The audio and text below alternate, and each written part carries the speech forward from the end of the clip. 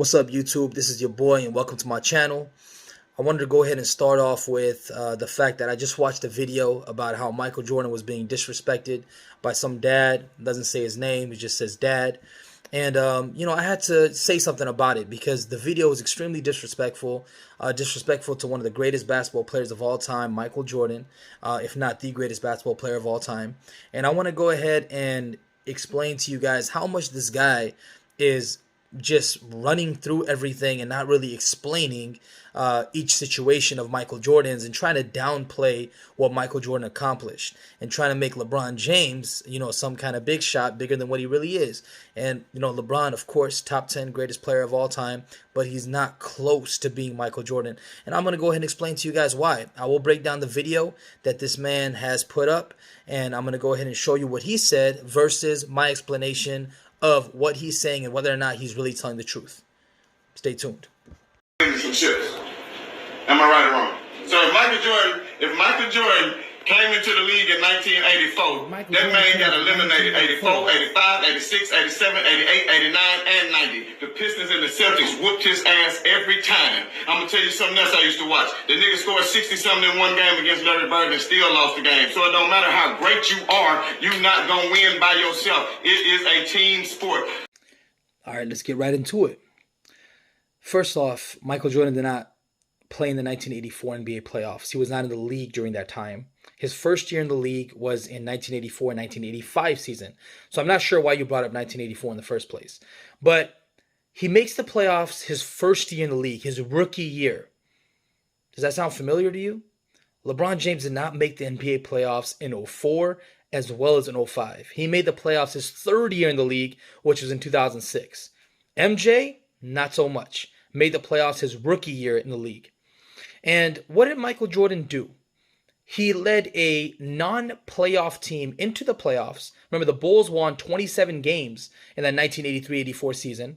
MJ leads the team to 38 wins, 11 more wins with Michael Jordan on the team, rookie Michael Jordan. And they face a 59-win Milwaukee Bucks team, which Milwaukee beats them 3-1. No sweep, rookie Michael Jordan. Now, in 1986, what happens? Michael Jordan still no all-star teammate. It wasn't like LeBron James where he had Zydrunas Ilgauskas, who was an all-star in 03 and 05. He didn't have a Carlos Boozer who was averaging 15-11 on his team. Michael Jordan, outside of Orlando Woolridge, which I give him some credit. He wasn't an all-star, but he was a good player. He led this team to the playoffs once again in 1986, despite being hurt for a majority of the season. He only played 18 games that year. He had a broken foot. He wasn't supposed to come back. The doctors had told him, if you come back, there's a 10% chance that you might re-aggravate your foot injury and you can never play basketball ever again. MJ took his chances. He took his 90% and he went up and he led his team to the NBA playoffs to face who? The eventual champions, the Boston Celtics, who were equipped with who? Larry Bird, arguably the greatest small forward of all time, Kevin McHale, one of the greatest power forwards of all time, Dennis Johnson, Danny Ainge. The team had 4 all-stars, 4 eventual all-stars on their team versus a 1 all-star Michael Jordan team. That's kind of similar to the 2007 NBA Finals, right? Where Michael Jordan finally faces, Larry Bird finally faces a great team in the San Antonio Spurs and gets swept. That's what might happen to Michael Jordan. A 22-year-old, 23-year-old Michael Jordan got swept to the Boston Celtics. A team that won 63 wins, 67 wins, 59 wins. Not no bums. He lost to a championship team. It doesn't take only one player to win rings. If that was the case, we'd have only Michael Jordan on the court against 5 other guys. That's not the case. It takes 5 guys on the basketball court at a time to beat another 5 guys. Michael Jordan still dominated. He didn't shoot 35% in the series like LeBron did in 07. He didn't lead both teams 5+ turnovers a game like LeBron did in 07. Michael Jordan showed up. He showed up so much that he averaged 43 a game that Larry Bird said it looked like Jesus was on the basketball court. That's how great Michael Jordan was early on in his career. He had an all-around game. He didn't have those weaknesses that LeBron James had where you would dared him to shoot. MJ could get to the basket at will. LeBron struggled in 07 as you saw it. He got swept. Shot 35% in the series.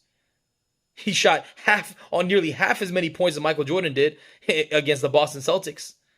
But in 86, 87, MJ did get swept to a Hall of Fame stacked Boston Celtics team with Robert Parrish too. May I not forget Robert Parrish and Danny Ainge and Dennis Johnson and Kevin McHale and Larry Bird. I mean, you talk about stacked. That's on a whole nother level. Anyways, but when they did, start winning 50 games, who did they face? The Cleveland Cavaliers, which they beat. Michael Jordan and the Chicago Bulls team beat a Cleveland Cavaliers team. And then they run into who? A 63-win Detroit Pistons team with Adrian Dantley and Rick Mahorn and Bill Laimbeer and Dennis Rodman and Isaiah Thomas and Joe Dumars. Does those guys sound like bums to you? If those guys sound like bums, you got to get, right on to watching some basketball tape, because those are not no bums. Those were the greatest basketball players in the game during that time. MJ played against those guys.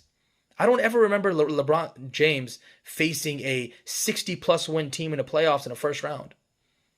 As I recall, in 2007, he faced a 41-win Wizards team without Gilbert Arenas and Karen Butler, just the Anton Jameson-led Wizards team, 41 wins. The following series, in the second round, he faced another 41-win, New Jersey Nets team. I don't want to get that far right now. Let's watch some more tape. But let's fast forward a little bit. 88, 89, 90, losing to the Detroit Pistons in 89, in the Eastern Conference Finals. And then what happened in 1990? MJ faces the Detroit Pistons again in the Eastern Conference Finals. And what does Michael Jordan do? They go to a Game 7. Does MJ show up in Game 7? Did he not go 13 for 27 that game and shoot, above 48% and drop 31 points for his team? Where was Scottie Pippen at that game? Scottie Pippen went 1 for 10. He was sick. He was hurt. 1 for 10. Where was Horace Grant? 3 for 17. Where was B.J. Armstrong? What was it, 1 for 8? Their best starting player outside of Michael Jordan, field goal percentage-wise, shot 3 for 9. That's that Game 7, that crucial Game 7. Michael Jordan shot 13 for 27. And those rest that starting team with the 6-man shot 11 for 57. 11 for 57. But we're going to talk about Michael Jordan. Michael Jordan, not the rest of the team that shot 11 for 57. We're going to talk about Michael Jordan, who shot 13 for 27. Showed up Game 7. Tried to lead and will his team to win. But nobody else showed up. It takes a team to win. Let's continue at it.